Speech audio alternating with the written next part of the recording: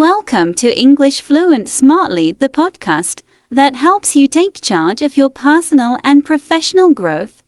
I'm Johanna, and today's episode is all about creating a personal development plan, a tool that can help you set meaningful goals and achieve the life you've always wanted. And I'm Dahira. A personal development plan, or PDP, is essentially a roadmap for your growth. It's a structured way to reflect on where you are now, where you want to go, and how you're going to get there. The best part is that it's entirely customizable.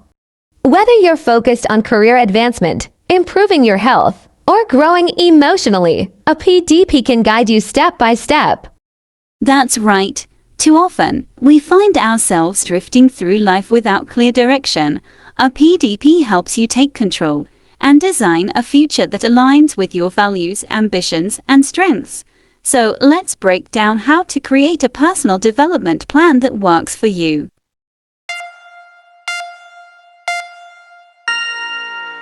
Segment 1. Self-assessment. Know yourself.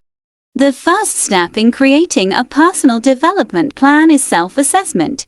You can't figure out where you want to go if you don't understand where you are right now.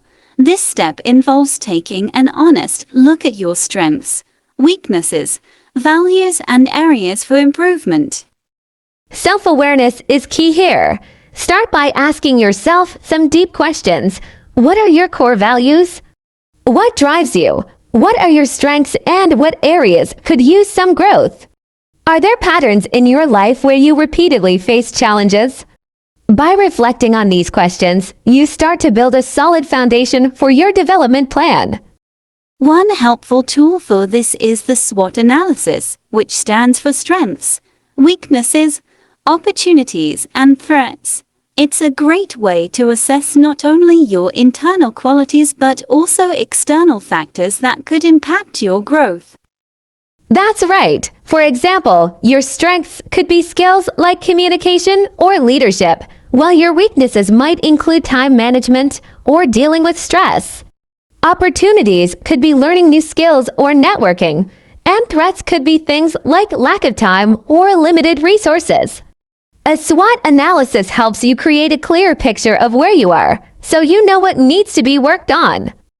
Remember, self-assessment is an ongoing process. As you grow, your values and goals might change, so it's important to revisit this step from time to time. Segment 2. Set SMART goals. Once you've completed your self-assessment, the next step is to set clear, actionable goals, and one of the best methods for goal setting is the SMART framework. SMART stands for specific, measurable, achievable, relevant, and time-bound. Let's break that down. First, your goals need to be specific. They should be clear and detailed, not vague. For instance, instead of saying I want to get fit, a specific goal would be I want to run a 5K in 6 months. Next, your goals should be measurable. This means you should be able to track your progress. Using the same example, you could measure your progress by keeping track of how many miles you run each week. Your goals also need to be achievable. It's great to aim high, but your goals should be realistic given your current resources and time frame. Setting an unachievable goal can leave you feeling frustrated and unmotivated. Then, your goals should be relevant. This means they should align with your overall life direction and values. There's no point in setting a goal that doesn't resonate with you or fit into the bigger picture of your life.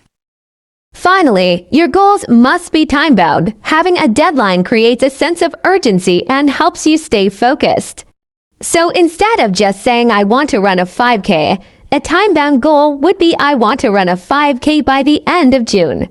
Once you've set your SMART goals, you'll have a clear roadmap for where you're headed. These goals will guide the next step in your personal development journey.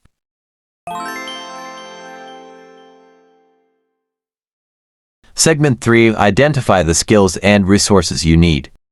After setting your SMART goals, it's time to identify what you need to achieve them. This involves figuring out the skills you need to develop, the resources you'll require, and any external support that could help.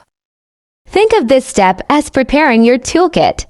For each goal, ask yourself, what new skills do I need to learn? Do I need to take a course, attend a workshop, or find a mentor? What resources, such as time, money, or equipment, will be required? For instance, if one of your goals is to become a better public speaker, you might identify that you need to take a public speaking course or join a local Toastmasters club. You might also realize that you need to practice speaking in front of others more often, so you could schedule regular presentations at work or with friends. It's also important to recognize that some goals may require external support. Don't hesitate to seek out a mentor, coach, or even a group of like-minded people to keep you motivated and accountable. Building a support network can make a huge difference in achieving your goals. Once you've identified the necessary skills and resources, you're ready to move forward with building your action plan, which brings us to our next segment.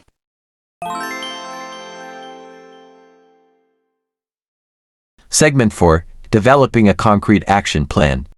Now that you've set your SMART goals, it's time to create an action plan.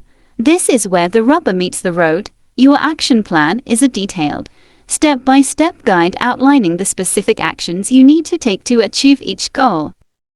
This part is critical because, without a clear plan, even the best goals can fall flat. Think of it like building a house you wouldn't start construction without a blueprint. In the same way, your action plan serves as the blueprint for your success. Exactly. So, how do you create a strong action plan? Start by breaking each goal down into smaller, manageable tasks. For instance, if your goal is to get a promotion at work within 6 months, some smaller tasks could include complete a leadership course, schedule a meeting with my manager to discuss career progression, and improve presentation skills by practicing weekly.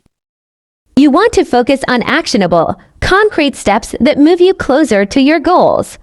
Avoid vague tasks like be better at my job. Instead, aim for specific actions that are within your control, like submit a new project idea next quarter or ask for feedback on my performance in monthly meetings. Another helpful tip is to assign deadlines to each task. This adds a sense of urgency and keeps you accountable. When you know exactly what needs to be done and by when, you're much more likely to stay on track. And don't forget to prioritize. Some tasks will have a bigger impact on your overall goals than others. Focus on those first, so you're making the most progress early on. As you complete tasks, check them off your list. It's a small thing, but seeing those check marks can be incredibly motivating. Segment 5, Regular Review and Adjustment. Now, a plan is only as good as the follow-up. Regularly reviewing your progress is crucial to ensure you're moving in the right direction. Life is unpredictable, and sometimes things won't go exactly as planned. That's okay. A personal development plan should be flexible enough to adapt as you grow and encounter new challenges. Exactly. Set aside time, whether it's weekly, bi-weekly, or monthly, to review your goals and action steps. Ask yourself, what's working? What's not? Have I achieved any milestones? Do I need to adjust my deadlines or priorities? Think of it like a GPS. When you're driving and miss a turn, the GPS recalibrates and finds a new route. Your PDP should function the same way. If something changes in your personal or professional life, take the time to adjust your plan accordingly. And don't be too hard on yourself if things don't go perfectly. The point of reviewing your progress is to learn from your experiences, not to beat yourself up. Celebrate the small wins along the way. They add up and keep you motivated. Segment 6. Staying motivated and overcoming obstacles. As we wrap up, let's talk about one of the biggest challenges when it comes to personal development: staying motivated. It's easy to be excited at the beginning, but over time, obstacles can arise and motivation can wane. That's why it's important to build in strategies to keep yourself motivated. One great approach is to set short-term rewards for yourself. For example, after completing a significant task or hitting a major milestone, treat yourself to something you enjoy: a day off, a favorite meal, or even a small gift. Another key strategy is to stay connected with your why. Remind yourself regularly of the bigger picture. Why did you set this goal in the first place? How will achieving it improve your life? When you're deeply connected to your purpose, it's easier to push through the tough times. And don't be afraid to ask for support. Whether it's from a mentor, a coach, or even friends and family, having someone to encourage you and hold you accountable can make a huge difference. Finally, embrace the setbacks as part of the process. Growth isn't linear, and there will be times when you stumble. That's okay. What matters is that you pick yourself up, learn from the experience, and keep moving forward. Segment 7. Conclusion. Start your journey today. We've covered a lot today, from understanding your current situation to setting smart goals, creating an action plan, and staying motivated through challenges. Building a personal development plan isn't something you do once and forget about. It's a living document that grows with you. That's right. Your personal development is a lifelong journey. With a solid plan in place, you can move forward with clarity, purpose, and confidence. So take some time today or this week to start building your personal development plan. It's an investment in yourself that will pay off in the long run. Thank you for joining us on today's episode of Empower Your Life. We hope this guide helps you take the first steps toward creating a plan that works for you. Remember, you're in control of your future. Until next time, keep growing and stay focused on becoming the best version of yourself.